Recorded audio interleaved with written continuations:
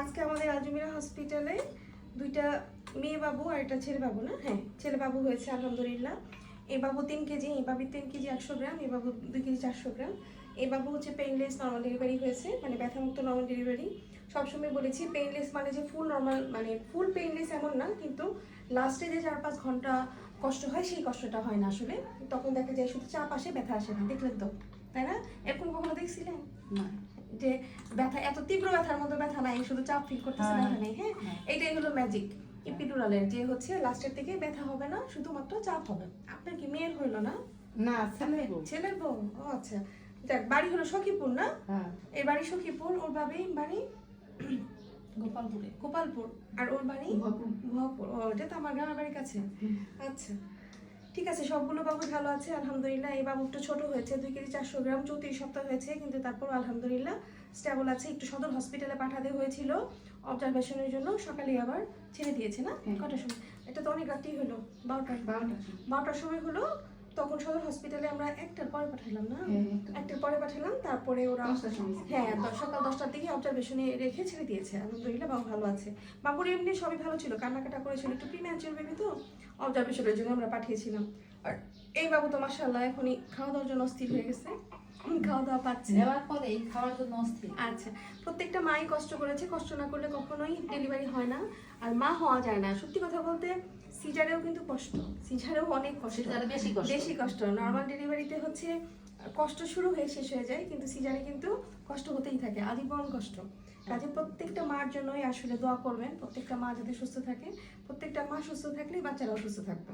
এটা হচ্ছে সব থেকে বড় কথা। যে যেখানে আছেন সেভাবেই সাহস করবেন। আর আমার পেশেন্টরা তো এখন অনেক বেশি সাহস করে, সত্যি কথা, সবাই অনেক সাহস করে। ওর মা আমার কাছে এসেছিল যখন, আমি তখন ফার্স্টে ভর্তি রাখতে চাইনি, আমার বান্ধবী পাঠিয়েছে, প্লাস ওর মামা হচ্ছে ডক্টর। তো যখন ওর মামা হচ্ছে ডক্টর, নিজে প্রেজেন্ট ছিল। এখন কি বলবো, একজন ডক্টর হয়ে যখন একজন ডক্টরের কাছে নিয়ে আসে, তখন কিন্তু আসলে কিছু বলার থাকে না লাস্ট সময়। তারপরে আল্লাহর রহমতে রাখি, তো উনি অনেক হেল্প করেছে, উনি মানে একদমই ঝামেলা করেনি। উনি একজন ডক্টর হয়েও সম্পূর্ণ ব্যাপারটা বোঝার ট্রাই করেছে, আমাদেরকে আমাদের কাজের কোনো ব্যাঘাত ঘটায়নি।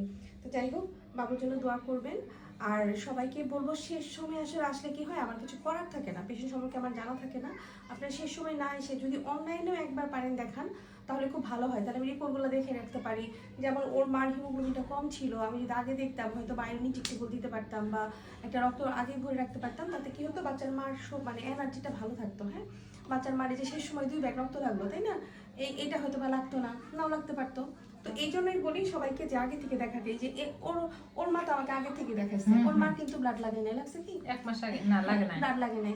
ওর মা যথেষ্ট এত এনার্জেটিক ছিল, চিন্তার বাইরে, অনেক ধৈর্য, চিন্তার খুবই ভালো, কষ্ট হয়েছে, এত সুন্দর পুশ করতে পারছে। এরকম পুশ করতে পারলে একটু খারাপ লাগে না আমাদের, খুবই ভালো লাগছে, খুব সুন্দর করে বাবু হয়েছে। আর ওর আম্মু অন্যরকম অভিজ্ঞ, একটা জানা।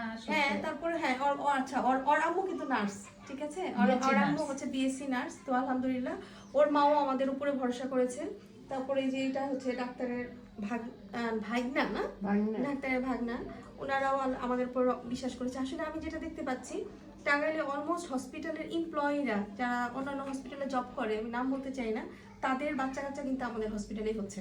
এবং যারা আমাদেরকে নিয়ে কথা বলতেছে বিরুদ্ধে, তাদের মেয়েরা আমাদের এখানে দেখায়, তাদের ছেলের বউরা আমাদেরকে দেখায়, তারা আমাদেরকে নিয়ে কথা বলে, কিন্তু তাদের আত্মীয় স্বজন কিন্তু আমাকে দেখা যায়। বুঝতে পারছেন? তারা নিজের ভালোটা নিজেই বুঝে, সুন্দর বুঝে, কিন্তু অন্যের ভালোটা বুঝে না। আমরা আবার সেরকম না, আমরা সবার ভালো বোঝার চেষ্টা করি, হ্যাঁ, যাতে সবারই ভালো হয়। শুধু আমার এখানে আসতে হবে এমন না, যে যেখানে আছেন সেখান থেকে সাহস করলে নর্মাল ডেলিভারি হয়ে যায়। তো সবাই ভালো থাকবেন, সুস্থ থাকবেন। আল্লাহ হাফেজ, আসসালামু আলাইকুম।